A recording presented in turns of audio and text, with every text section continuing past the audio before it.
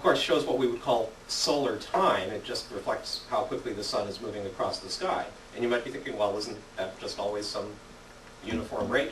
It's actually not at all uniform, for a couple of reasons, which I might get into a bit later. But the rate at which the sun moves across the sky has quite a bit of variability, just because of the geometry of the Earth and its orbit around the sun.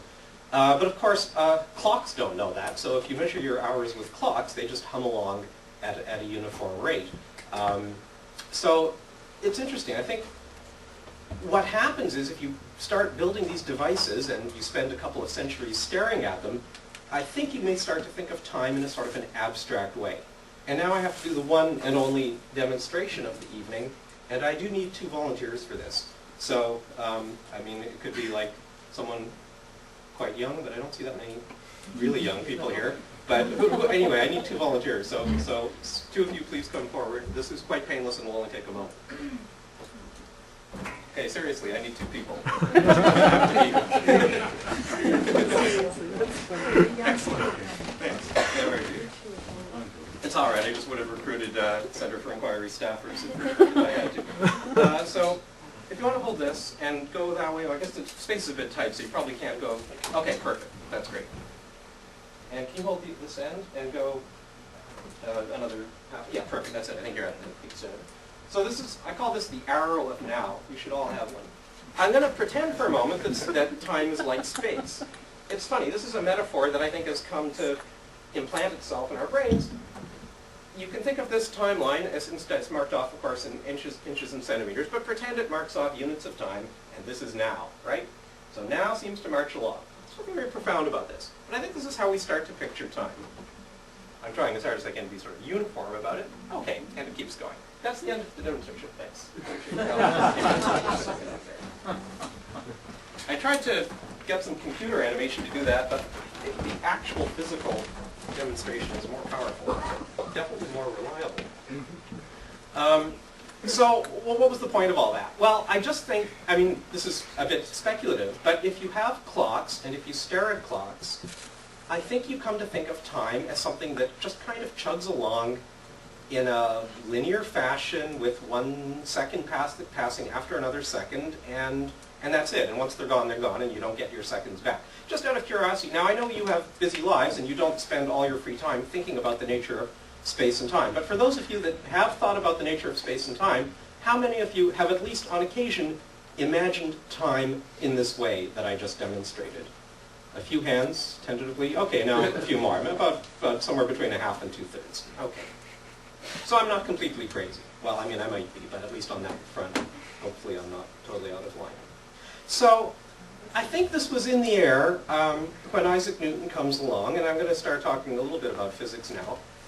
We have Isaac Newton's famous definition of time, which you can see there. Absolute true in mathematical time. He's kind of flowery about it. Absolute true in mathematical time, in and of itself and of its own nature, without reference to anything external, flows uniformly. And this word flow is important. It'll come back to haunt us a little bit. You know, the Principia is a funny book. Some of you have, well, I doubt anyone's actually read it. I don't want to just assume that. Has anyone actually, actually read the Principia? Parts. Okay. Okay. Yeah, that's good. I've read parts too. I'd be like absolutely shocked if anyone had read the whole thing. I mean, it would be like reading Euclid's Elements or something like that. At any rate, but we're off on a tangent here. It's a brilliant and extremely important book. It starts off with some definitions. I mean, the Principia is Newton's whole, theory of how the universe works, basically.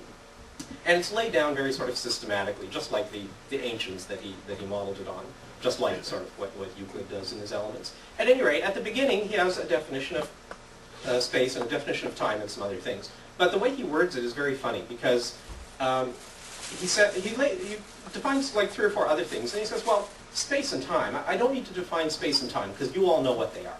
But then he goes ahead and defines it. And then he tells you why he bothered to do that.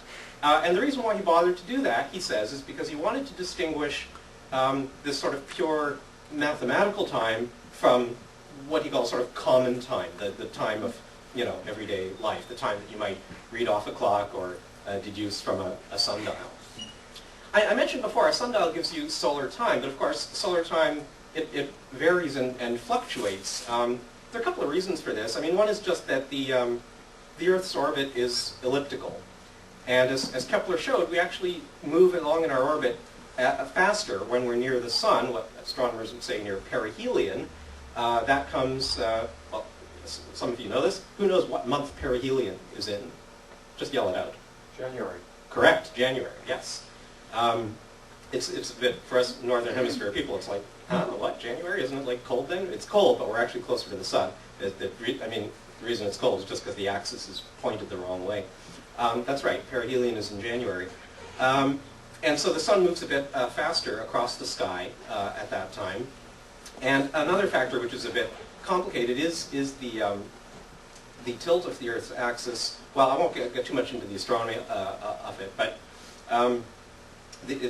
the sun sort of gains in declination as it moves across the sky, and that takes away from the rate at which it moves sort of along the celestial equator. All right, well that's like astronomy talk, and you don't need to worry about all that. But the point of it is that because of these two factors, the time as read by a sundial varies a lot, by up to 15 or 20 minutes, as to what its average rate would be.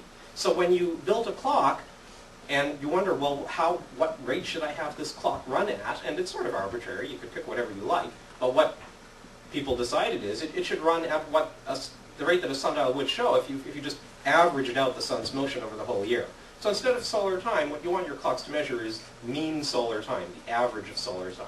And when we eventually invented time zones, and the Canadian engineer, Sir Sanford Fleming, of course, was instrumental in this, we have standard time, but standard time is what is mean solar time at the center of your time zone.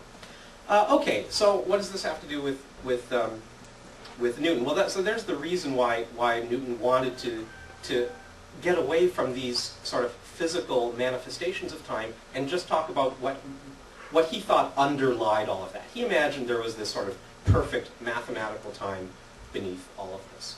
Okay, that's fine as far as it goes. There were objections. And here's one of them. Can time really be measured other than in relation to the motion of objects? This is a tricky question, isn't it? So Newton says, oh, don't worry about it. You don't need motion. You don't need change, because time is already there. Time is fundamental. It's just kind of humming along. You don't need objects. You don't need motion. But, I mean, does that make sense? His enemies or colleagues on the continent disagreed. The best known, I guess, is Gottfried Leibniz. They argued about many things, and eventually there was a dispute over, who invented calculus and this sort of thing. Historians now believe they pretty much both invented it independently of each other. But to Leibniz, time, it didn't seem to make any sense to talk about time passing by or flowing other than as it would be defined by stuff, motion, change. So it was not the first person to make that statement. The ancient Greeks were mulling over this kind of distinction.